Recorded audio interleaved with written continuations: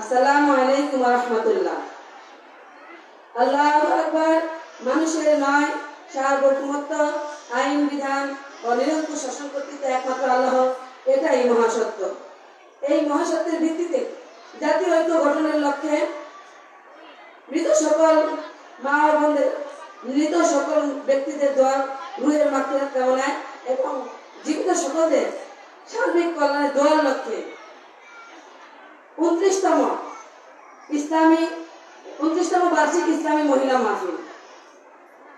উক্ত মাহফিলে উপস্থিত থাকবেন আল্লাহর সার্বভৌমত্বের ভিত্তিতে তার আইন বিধানের প্রতিনিধিত্বকারী নেতা, ইসলাম সমাজের সম্মানিত আমির হযরত সৈয়দ হুমায়ুন কবির, এবং উপস্থিত আছেন দূর দূরান্ত থেকে আগত সম্মানিত মা ও বোনেরা।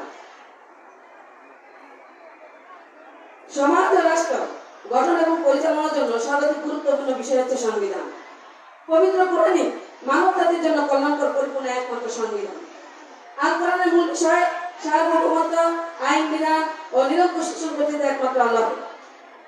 ফলে দাসত্ব, আইনের আনুগত্য উপাসনা একমাত্র আল্লাহর, অন্য কারো নয়। এরই বাস্তবায়নে সঠিক আনুগত্য, অনুসরণ, অনুকরণ একমাত্র হযরত মুহাম্মদ সাল্লাল্লাহু আলাইহি সাল্লামের, অন্য কারো নয়। এই সবই মহাসত্য। কিন্তু গণতন্ত্র সহ সকল মানব রচিত ব্যবস্থার মাধ্যমে সমাজ রাষ্ট্র গঠন এবং পরিচালনায় উপরোক্ত মহাসত্য বিষয়গুলোর পরিবর্তে মানুষের সার্বভৌমত্ব, আইন বিধান ও শাসন কর্তৃত্ব মেনে মানুষের মঙ্গল, আইন বিধান এবং এরই আরোপক নেতা নেত্রী বা সরকারের আনুগত্য স্বীকার করে মানুষ সৃষ্টিকর্তা আল্লাহ রাব্বুল আলামিনের দাসত্বের সাথে সীমা লঙ্ঘন করছে। গণতন্ত্র সহ সকল মানব রচিত ব্যবস্থা তাগুতি ব্যবস্থা তথা মহাসত্যের সীমা লঙ্ঘনকারীমূলক, অর্থাৎ আল কোরআন বিরোধী ব্যবস্থা। তাগুতি ব্যবস্থা গণতন্ত্রের ভিত্তিতে আল কোরআন বিরোধী সংবিধানে মানুষের জীবনের মূল সমস্যা, বাংলাদেশের মূল সমস্যা, যার সমাধান না হলে কোনো সমস্যারই সমাধান হওয়া সম্ভব না। আল কোরআন বিরোধী সংবিধান সমাজ রাষ্ট্রে বহাল রেখে দুর্নীতি ও বৈষম্যমুক্ত, ইনসাফ ভিত্তিক সমাজ রাষ্ট্র গঠন এবং পরিচালনা করা মোটেই সম্ভব না। তাহলে আল কোরআনের সংবিধান প্রতিষ্ঠিত হলে মানুষের জীবনে সুশাসন, ন্যায় বিচার প্রতিষ্ঠিত হবে এবং সকল মানুষ যার যার ধর্ম পালনের সুযোগ রেখে সকলের ন্যায্য অধিকার আদায় এবং সংরক্ষণ করবে। সম্মানিত মা ও বোনেরা, গণতন্ত্রের অধীনে জোট, ভোট, নির্বাচন, সশস্ত্র লড়াই, গণ আন্দোলন ইত্যাদি কোনটাই কিন্তু ইসলাম প্রতিষ্ঠার পদ্ধতি না। এসবই জাহিলিয়াত।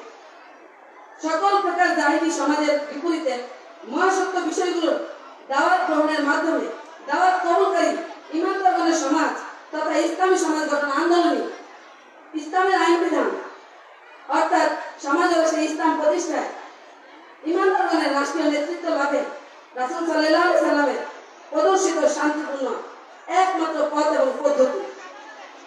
আল্লাহ রাব্বুল আলামিনের সন্তুষ্টির লক্ষ্যে আল কোরআন বিরোধী সকল প্রকার সংবিধান এবং দুর্নীতি, সন্ত্রাস ও সকল উগ্রপন্থার বিরুদ্ধে দৃঢ় অবস্থান গ্রহণ করে ইসলামী সমাজ আল্লাহর রাসূল হযরত মুহাম্মদ সাল্লাল্লাহু আলাইহি সাল্লামের প্রদর্শিত শান্তিপূর্ণ পদ্ধতিতে সমাজ রাষ্ট্রে ইসলাম প্রতিষ্ঠায় আন্তরিক প্রচেষ্টা চালিয়ে যাচ্ছে। এই প্রচেষ্টায় নারীদের পিছিয়ে থাকার কোনো সুযোগ নেই। কেননা পবিত্র কোরআনে সূরা নাহলের 57 নম্বর আয়াতে আল্লাহ রাব্বুল আলামিন বলেন, তোমরা পুরুষ সর্ব নারী যদি ঈমানদার হও এবং সৎ কর্ম করো, আল্লাহ রাব্বুল আলামিন তোমাদেরকে দুনিয়ায় পবিত্র, পরিচ্ছন্ন, সম্মানিত জীবন এবং আখিরাতে তার প্রতিদান আসবে তার সর্বোত্তম কাজ অনুসারে। সম্মানিত মা ও বোনেরা, ইসলামী সমাজের আমির হযরত সৈয়দ হুমায়ুন কবির, যিনি রাসূলের প্রদর্শিত পদ্ধতিতে আমাদের কাছে ইসলাম প্রতিষ্ঠার এই সহিহ পদ্ধতি জানিয়েছেন, কিভাবে আমরা ঈমানদার হব এবং আমাদের সমাজ ও রাষ্ট্রকে ইসলাম দ্বারা গঠন ও পরিচালনা করব, আমরা আমাদের জীবনে সমাজ বা রাষ্ট্রে সুশাসন, ন্যায় বিচার প্রতিষ্ঠিত করব। আসুন আমরা তাগুতে অর্থাৎ আল্লাহর সার্বভৌমত্বের সীমা লঙ্ঘন সকল শয়তানি শক্তির দাসত্ব যে সার্বভৌম ক্ষমতার একমাত্র মালিক আল্লাহ রাব্বুল আলামিনের দিকে রুজু হয় এবং তিনি আমাদেরকে কাঙ্ক্ষিত সফলতার দিকে পরিচালিত করবেন। তিনি আমাদের একমাত্র সহায় এবং সাহায্যকারী।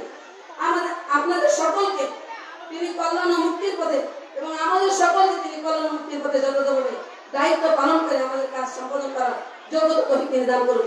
আমা আলাইনা ইল্লাল বালাগ। আসসালামু আলাইকুম ওয়া রাহমাতুল্লাহ।